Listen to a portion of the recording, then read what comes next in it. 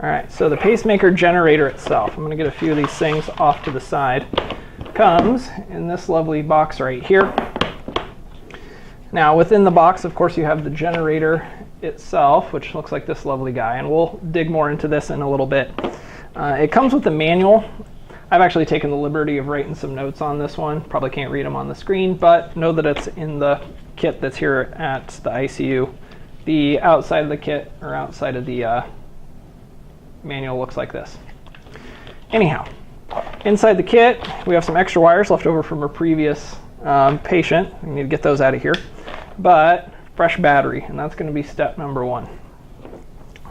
So when we get this generator out, we want to get a battery put into it. It's about one of the few things we use a 9-volt battery for, other than the Train of 4. And you may be able to hear some of the tones.